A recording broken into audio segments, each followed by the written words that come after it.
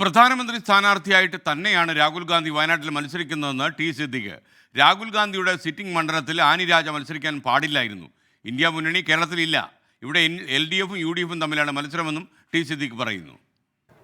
രാജ്യത്ത് ഭരണത്തിൽ അധികാരത്തിൽ വരുന്ന മുന്നണിയുടെ പ്രധാനമന്ത്രിയാകേണ്ടതായ ഒരു സ്ഥാനാർത്ഥിക്ക് വോട്ട് ചെയ്യാനുള്ള അവസരം ഈ വയനാട്ടിലെ ജനങ്ങൾക്ക് ലഭ്യമാകുന്നു എന്നുള്ളത് ഒരു ചെറിയതായിരിക്കുന്ന തലമൊന്നുമല്ല. വയനാട് പാർലമെൻറ്റ് രാഹുൽ ഗാന്ധിയുടെ സിറ്റിംഗ് മണ്ഡലമാണ്.